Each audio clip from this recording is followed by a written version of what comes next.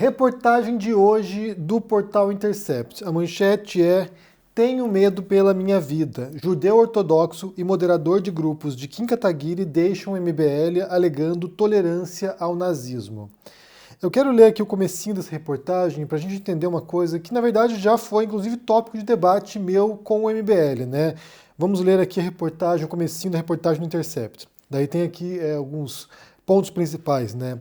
Ex-moderador do MBL denuncia negligência de líderes diante de invasões neonazistas em grupos ligados ao movimento. Prints e mensagens revelam que judeu ortodoxo chegou a deixar o MBL temendo pela própria vida após denunciar a relação de membros com ideologias extremistas.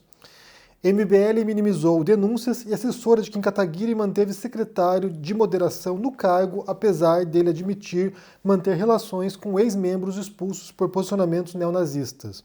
Depois que o Intercept pediu um posicionamento sobre o caso, o MBL expulsou um membro que fazia parte de um grupo chamado Cabaré de Fascistas. Eu vou pôr para vocês aqui já um trechinho desse vídeo, dessa assessora do Kataguiri falando sobre isso aqui. É um print que é uma imagem que o Intercept teve acesso e publicou na página deles no Twitter. Então assistam. O que não pode é a gente continuar seguindo pessoas que foram banidas por motivos graves. Isso aí não faz sentido realmente, tá? Isso aí realmente não faz nenhum sentido. A pessoa é banida por nazismo. Eu vou lá e tô seguindo ela e ainda falo que é minha amiga. Igor, isso não é normal. E aí diz o seguinte, aqui a reportagem, aqui o comecinho dela. O jovem William Tavares tinha apenas 15 anos quando começou a acompanhar o MBL, na época das manifestações contra o governo da Dilma Rousseff, do PT, em 2015. Encantado com a retórica dos vídeos do Kataguiri, tornou-se um seguidor fiel do movimento.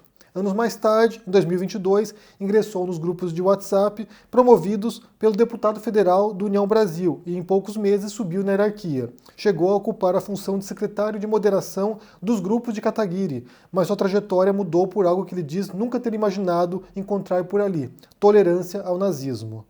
Com membros em todo o país, em sua maioria jovens, o MBL organiza seus apoiadores em grupos de WhatsApp e Telegram. Em 2022, o Intercept revelou que, entre as mensagens que circulavam nos grupos do MBL, havia um machismo sem freios, expresso em declarações misóginas, mulheres silenciadas e tentativas de inibir a participação feminina. Agora, em uma entrevista exclusiva concedida ao Intercept Brasil, o ex-moderador de grupos do MBL, William Tavares, explica como cresceu internamente, migrando dos grupos de WhatsApp para fóruns de moderação de todo o MBL e denuncia a relação de membros do movimento com ideias racistas e eugenistas, o que deteriorou a relação até sua saída em 2024. Tavares ainda afirma que, semanas antes de deixar o movimento, um amigo judeu ortodoxo que pediu para não ser identificado, temendo represálias, mas que também atuava na moderação de grupos, deixou a função por não ver no MBL um ambiente seguro. As alegações foram corroboradas por vídeos, documentos e centenas de prints apresentados por Tavares ao Intercept. Eu não ganho nada com isso, só vou ganhar mais ataques, estou aqui expondo a minha cara, expondo quem eu sou, porque preciso falar a verdade, disse Tavares. Então você tem aqui, uma história grave, né, um assunto grave, que seria uma conivência ou até compactuando com ideias neonazistas em grupos do MBL. Né, e aqui fala, inclusive, em relação aqui direta a assessores do Kim Kataguiri. O interessante dessa história aqui, né, eu vou deixar para vocês a reportagem no comentário fixado para que vocês possam ler na íntegra. O interessante dessa história aqui é que ela tem tudo a ver com o debate que eu tive ano passado com o Mamãe Falei. Não sei se vocês recordam aqui, ele me desafiou para um debate e ele disse que eu podia propor o tema que eu quisesse, e o tema que eu trouxe foi se o liberalismo era a porta de entrada do fascismo. E isso aqui foi escolhido justamente porque existe essa retórica na esquerda, né, em muitos grupos de esquerda, de que os liberais compactuam com o fascismo, né, ou que são os agentes do fascismo, ou que as ideias liberais facilitam a possibilidade de ascensão do fascismo. Então esse foi o tema do debate, e o tema do debate era justamente para investigar essa frase e chegar a alguma conclusão a partir disso. Né? A ideia inicial era debater com o Arthur Duval, Mamãe Falei, só que, sem me avisar, né, ele trouxe um outro debatedor, que foi o Ricardo Almeida, que na verdade participou por ele nesse debate. Né? Então eu contei essa história aqui várias vezes ano passado, mostrei toda a trajetória desse debate, como é que foi, e o texto foi publicado depois, separado, a parte deles e a minha parte, na Amazon. E a minha parte se chama Os Porteiros do Fascismo, porque é a tese que eu defendo. A tese que eu defendo nesse debate aqui não é que o liberalismo seja a porta de entrada do fascismo, porque as ideias liberais elas não são idênticas e elas não compactuam com o fascismo. As ideias fascistas são diferentes. Porém, os liberais, historicamente, tiveram essa predisposição a tolerar fascistas, nazistas, a serem negligentes de fato, a desprezarem a ameaça fascista, e isso deu a brecha assim, para que esses movimentos ascendessem ao poder, e em algumas circunstâncias os liberais participaram dessa ascensão, né? Foram co-participantes dessa ascensão. E aí, só para você entender aqui qual foi o teor desse debate, né, e qual foi o ponto que eu defendi, eu quero ler para vocês aqui o finalzinho, a minha conclusão desse debate, para você entender aonde chegou e qual a relação com essas denúncias agora feitas pelo portal Intercept, né? Porque tem tudo a ver, na verdade. Então aqui é o texto final meu, a última parte do debate, e eu digo aqui sobre esse conluio, não bem um conluio, mas sobre, como eu falei, essa negligência em relação ao fascismo, né? No Brasil, apoiadores de Bolsonaro, também derrotados nas eleições contra Lula, invadem a sede dos três poderes em Brasília, causando destruição multimilionária e semeando o caos, na vã esperança de que esse ato terrorista viesse a inspirar outros bolsonaristas pelo país à insurgência e, quem sabe, a um golpe de Estado.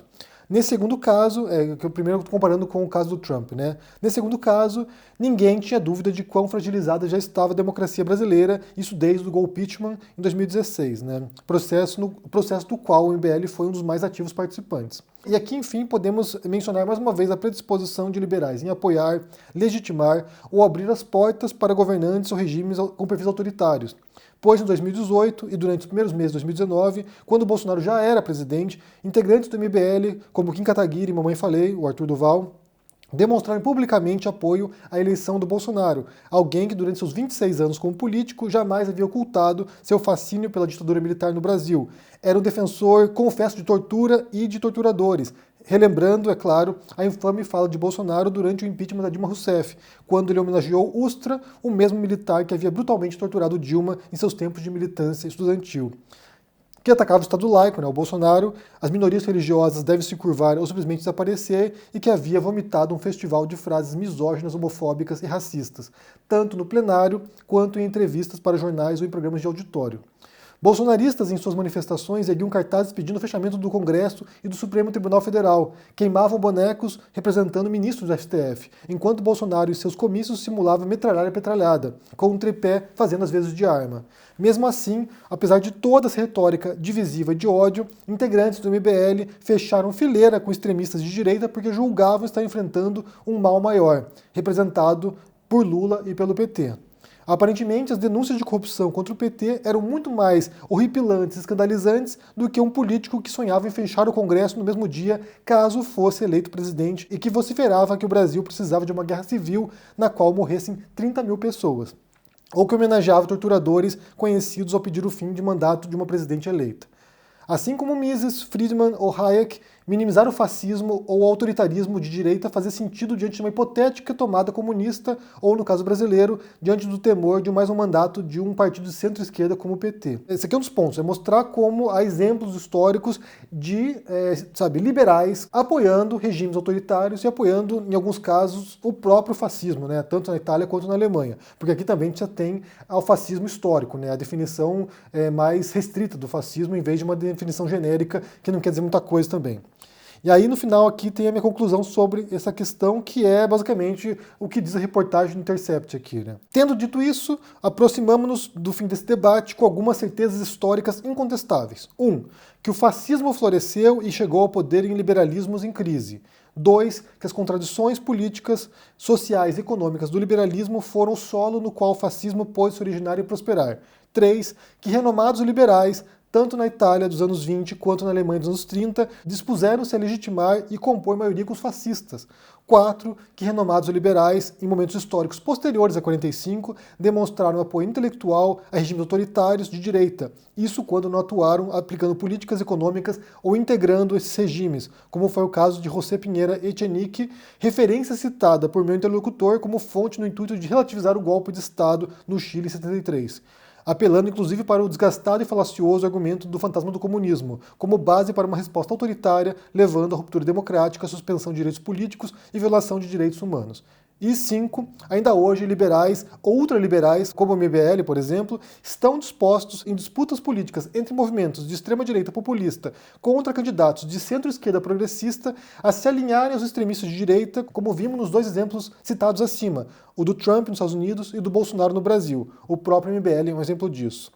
Então, você tem aqui, nesse debate, justamente a defesa da ideia de que os liberais, como os rapazes do MBL, por exemplo, eles de fato passam pano para fascismo ou para autoritarismo de direita, caso isso esteja no confronto contra a esquerda, né? E aí a gente pode imaginar que isso aqui tem um caráter pragmático, talvez uma compreensão de que a gente pode controlar as rédeas da situação, a gente pode dominar esses grupos mais agressivos, e aí, claro, que é um erro estratégico tremendo, né? Você achar que você pode controlar pessoas que apelam para a violência.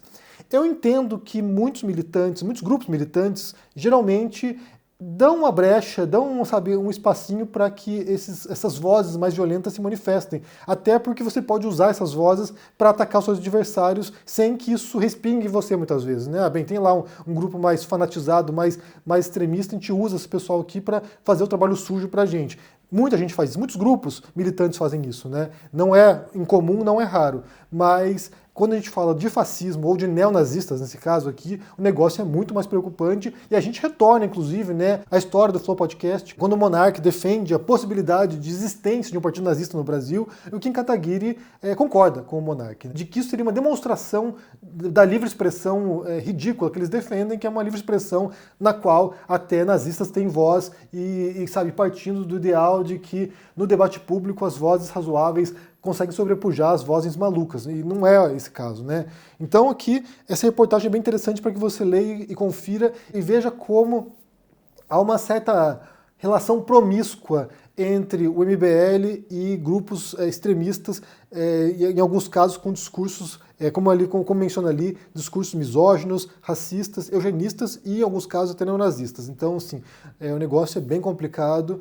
O MBL possivelmente vai alegar que o Intercept é simplesmente um portal esquerdista que quer destruir o movimento, que é uma denúncia, sabe, que não tem substância, que eram brincadeiras, né? Brincadeira de, como é que eles alegaram quando surgiram os áudios do Mamãe Falei, que era conversa de vestiário entre homens. Ou seja, são brincadeiras, esses grupos nos quais estão fazendo piadas antissemitas, é só piada, não é, sabe, não é para ser levado a sério. Mas o conteúdo ali é preocupante, sim. Eu quero saber o que vocês pensam sobre essa história. Recomendo que vocês leiam a reportagem para entender o teor total da história e ver também os exemplos mencionados, né, pelo Intercept, os prints das conversas entre os membros do MBL que defendem essas ideias. Confira e me diga o que você pensa no comentário aqui embaixo, deixa o joinha, se inscreva no canal aqui, ativando o sininho, isso é muito importante para ajudar aqui no engajamento. O livro Os Porteiros do Fascismo está disponível na Amazon, você pode ir lá conferir, que é a minha parte nesse debate contra o Ricardo Almeida, né, que deveria ser o Mamãe Falei, mas acabou sendo o Ricardo Almeida, é a minha parte no debate no qual defendo a tese de que liberais, sim, são coniventes com movimentos autoritários de direita nesse enfrentamento contra a esquerda, ou seja, vale tudo, vale inclusive usar grupos autoritários, violentos, para poder defender a minha posição. Nesse caso aqui é a lógica, né? A lógica tosca de que o inimigo do meu inimigo é meu amigo. Então, assim, vale até se juntar, aparentemente, com o neonazista. Diga o que você pensa aqui no comentário, deixa o joinha, se inscreva no canal aqui, ativando o sininho, se torne um membro da Uma Força e se cuide por aí. Um forte abraço e até mais. Tchau!